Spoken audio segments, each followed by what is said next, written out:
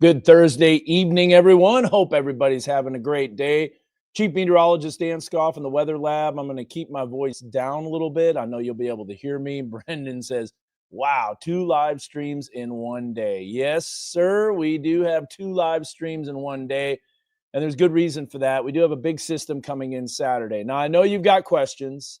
We're going to try to answer as many as we can here. I will say, though, that we still have a lot of questions on the timing.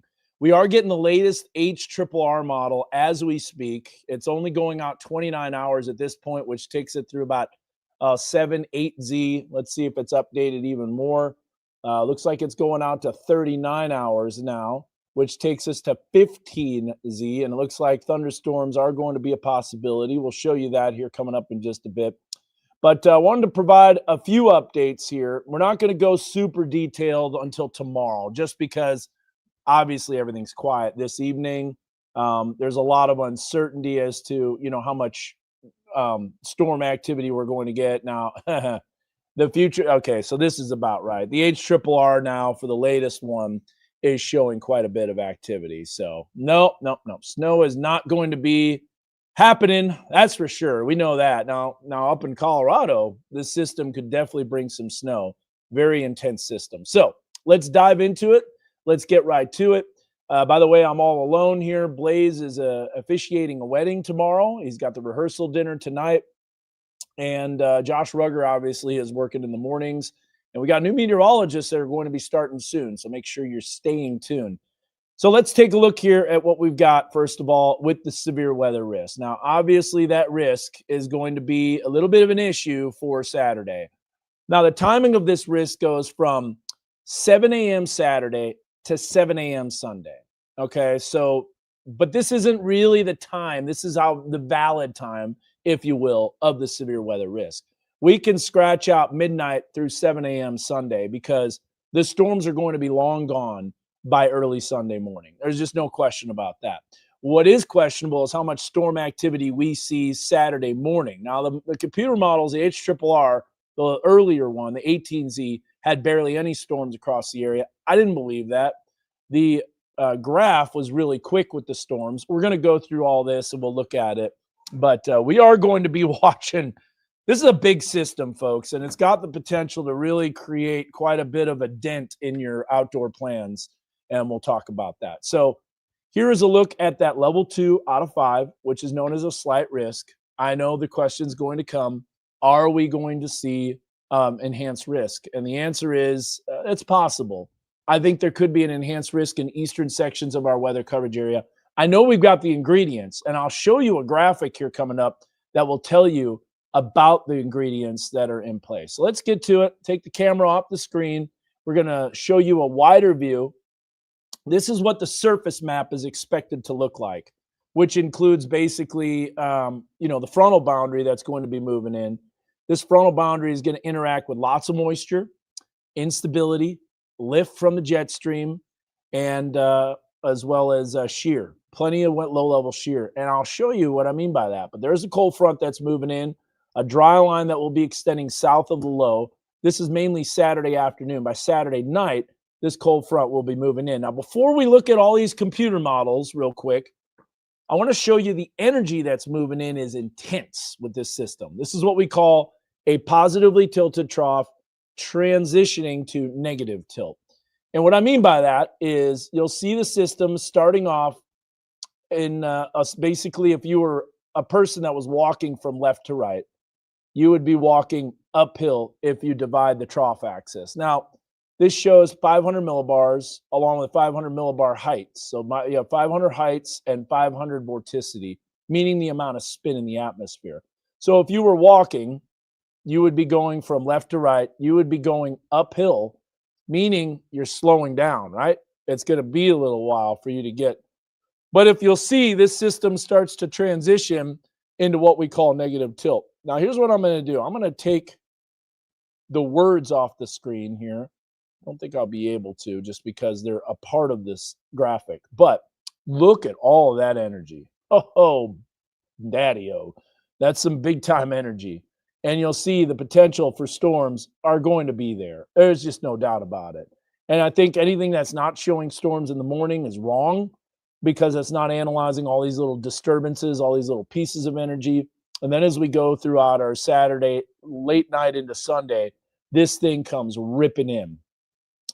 So, first of all, if you don't have our weather app, take a screenshot of your device and then you can go to that QR code. That'll get you to our Weather Authority app. Let's go into the timing and give you some of the details. And right now, this is the earlier HRRR model, what's known as the high resolution rapid refresh. Now, this is known to flip flop, meaning sometimes it shows storms, sometimes it doesn't. This time, it didn't show a whole lot. Now, I do believe this. This is something interesting. If you go on your generic weather apps, you probably won't see any rain chances tomorrow because they're not even focused on this system. But we got this energy that's moving in tomorrow morning into the early afternoon, and I think it's going to bring us a little bit of shower activity. Now, this is not severe by any means, but I think a little bit of rain always can be a surprise for someone that's not expecting it. And then you go, where did this rain come from? I didn't see it on my generic weather apps. Well, we do have that for Friday, late morning into the early afternoon. This is the energy that brought the beautiful sunset tonight. And then you'll see as we go throughout our Friday night, everything's quiet. High school football, no problems. Now, Saturday morning, here is the old HRRR. Look at this, 10 a.m. Barely shows any storms, doesn't it? Then we go throughout the early afternoon, and this only goes until 1. So you notice how it advanced in time. This is 1 p.m., 18Z Saturday, and it shows very little storm activity, as you can see. Do I believe that? No, I don't. And here's why. We're going to show you the latest HRRR model, and this is going to be on excuse me. I'm having trouble with the voice, obviously, so there's a little bit of issues there. Let's go here. I don't know if I like this beta experience on Pivotal, but I'll show it anyways here. So it's starting to get almost done. 46 hours out of 48, and so I thought I had this loaded up, but I didn't. So stand by here, and I'll show you what we've got cooking. All right, so we're gonna go.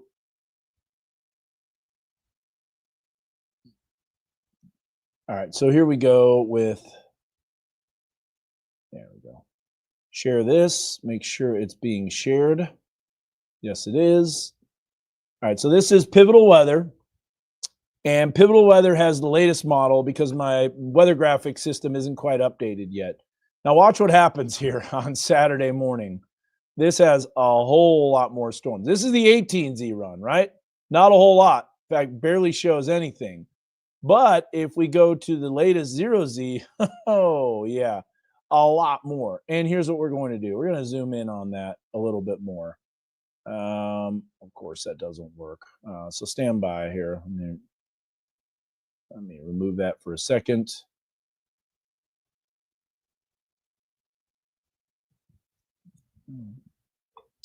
Then what we're going to do is we're going to zoom in on Arkansas because that's that, by the way, is one. I'm just not a fan of this anymore. This new version. I just got to get used to it. You know how that is. How you got to get used to stuff before you're messing with it. So okay, here's what we're going to do. We're going to add it back to the stage, and we're going to move along in time. And you're going to see here. This is 6 a.m., 7 a.m., 8 a.m. Look at this, 9, 10, 11. Lots of thunderstorms. Big time thunderstorms, whereas the previous model didn't show anything. And then let's see if this develops anything additional. So it looks like maybe the majority of the storms now are coming in during the late morning and maybe will move out during the afternoon. Now, here's my problem with this. I think it might be a little fast, but I do believe the models are trending quicker. And so if you're asking about individual threats and all that stuff, all hazards are going to be on the table, especially for the late morning into the early afternoon round. However, if it holds off until the afternoon, then the potential for tornadoes will be greater with this system. So that'll be something that obviously we will have to watch. Let's see here. Hold on just a second. Yeah, everything is all different on this. Let me see if I can.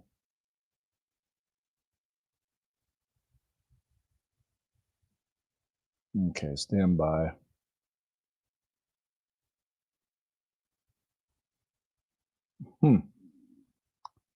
Let's see if I make this full screen, what happens. There we go. Now we got it. All right, I'm going to bring this up full screen so you can see. This is a Pivotal Weather again, and we're taking a look at this. If we move along in time, look at all those storms. So let's look at the individual parameters here. And you're going to see that there's probably going to be some updraft helicity tracks, but not as great as it would be if these storms come in during the early afternoon. So if we look at reflectivity, there's the reflectivity with the storms, and yeah, there's no updraft helicity on those tracks at all. Not much. You can see a little bit there. So this is mainly going to be a wind and hail threat. Now, someone had a question about lightning. Oh, there absolutely will be lightning. In fact, when we look at the global models, and you're going to see here, this is a little bit different. I got to zoom out here a little bit in order to get the lightning activity. So we'll go to severe weather. All these are different, so stand by here. I wasn't able to load up all this stuff ahead of time, but the bottom line, and I'm going to get to your questions here real quick.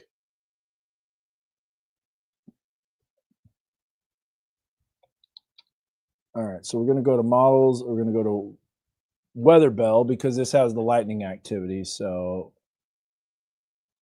stand by here.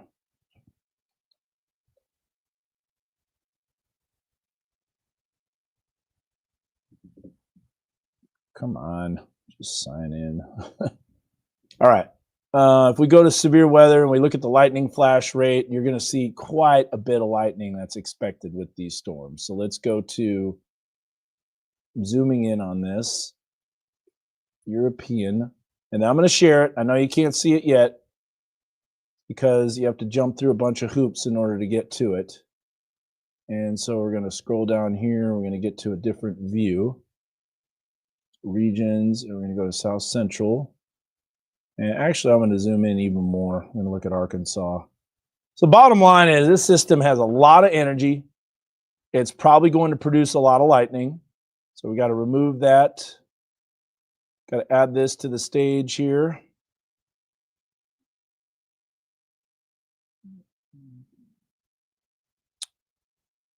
Stand by. All right, finally. Here is the European model, and you're going to see if we move along in time, look at all this lightning. So we start off in the morning hours. This is 7 a.m. lightning that's showing up. Here is 10 a.m. A lot of lightning. Like I said, these storms are going to be highly electrified. And look at all this lightning here.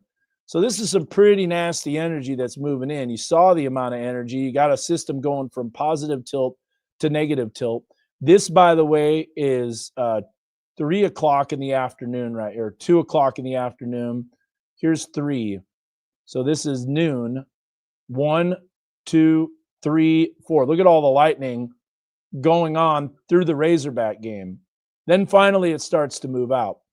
But I do believe that the first part of the game could be an issue, and maybe this model is a little fast. We still don't know. Typically, those positively tilted troughs are a little slower than expected. So if you're asking me, and I'm going to get to some questions here again, I'm going to remove this, add this back to the stage here. We'll get to some questions here, but yeah, the War Eagle Craft Fair is going to really stink on Saturday. That just doesn't look good. Probably going to be wearing the tornado tie on Saturday. I don't know, because here's the deal: tornadoes are going to be a possibility, but it is questionable how much instability we have. That's one of the things that we really have to watch. Let me show you a graphic here that I made. As we look at all the individual kind of stuff. And obviously I've got a 9 o'clock newscast that's coming up, and, time just isn't long enough to do these really long streams. I won't do one tonight after the 10 o'clock. However, I will do one a little bit later, but for tomorrow, we'll go through all the details because then we'll have the individual risk. We'll get into some different radar information, but this is a graphic that I made for you to understand severe weather ingredients and what's needed to bring severe storms. So let's start off with moisture from the Gulf. The humidity and the mugginess is going to be increasing dramatically throughout the day on Friday. That's because that moisture with the southerly winds, and you can see the way those green shades, which are surface winds, those green streamlines, that is bringing in that moisture from the Gulf. And then you look at instability. So the first ingredient is moisture.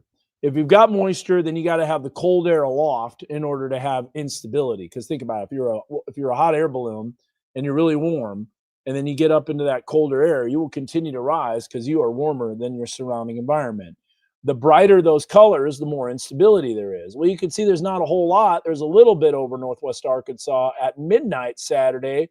But if we move along in time on this, you will notice that moisture and instability starts to increase. The next step is shear. Now, I don't know if you can tell, but there are orange streamlines.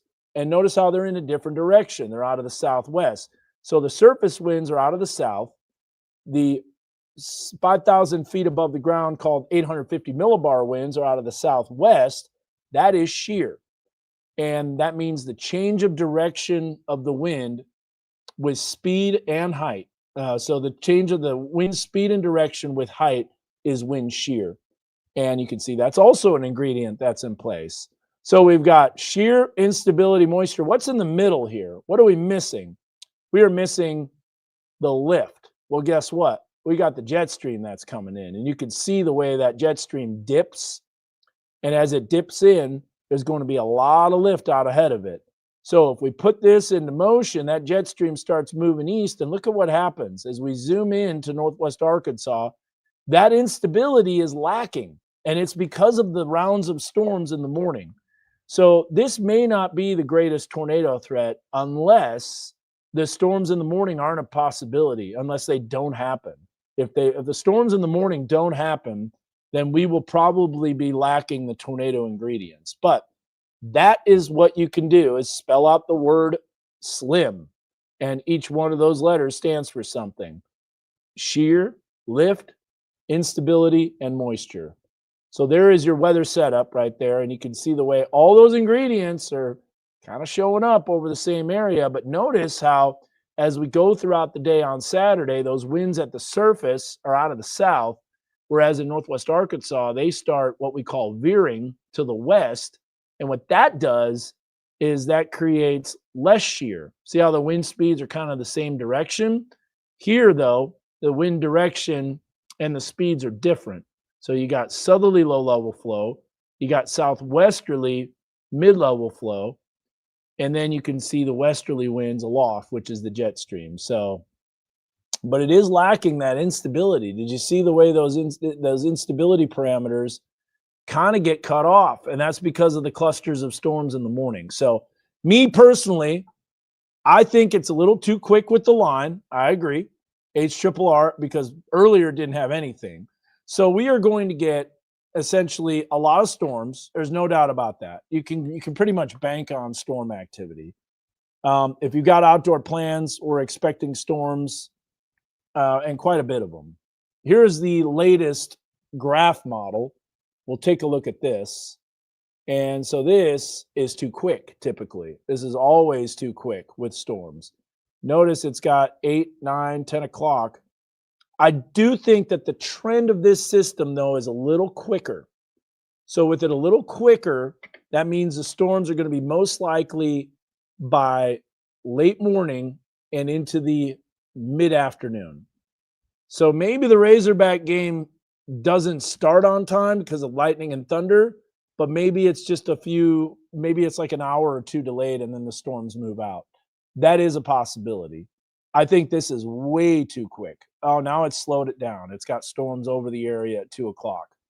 But keep in mind, the second round of storms is lacking the instability. If those temperatures are cooler, I think we could be seeing less of a severe weather risk. And this is what the key factor is, because we have so much energy moving in and so much, development of storms that could really weaken the second round of storms, and it might be moving out very, very quickly. So, um, I don't think it really reminds me of anything, Brendan. I will say one thing that it does kind of resemble is there was a weather event that came through when Arkansas was playing Kentucky. It was an evening time frame, 6 p.m. kickoff. They destroyed Kentucky 47-7 or 49-7, excuse me, and they didn't even play the fourth quarter because there were so many storms. And in fact, just to show you, this is a future track, or this is a previous archive radar from Megadoppler. This is not right now, but this is Megadoppler back in the day, archive radar of that storm system that actually ended up producing a tornado in Rogers. And there you get to see right there, it was touching down right over I-49. It went across Horse Barn Road. So anyways, with that being said, here's what we're going to do. We're going to be flooding is going to be a possibility with that heavy rain. So we know the system's strong. There's a lot of energy. There's a lot of moisture, lift, shear, as well as instability. So we've got slim, shear, lift, instability, moisture, all 4 ingredients. But the question is the instability. How much of that is going to remain during the afternoon? With that being said, I would still plan for storms, especially for tailgating. That's going to be a problem. Pig trails, game day shows, going to be a problem outdoors, all those things. Hey, I got to run because we're in the middle of getting ready for Fox 24 News at 9, and I'm actually off the top. So thanks for watching. We'll keep you updated. Again, storms likely Saturday, especially during the morning into the early to mid-afternoon. All right, take care.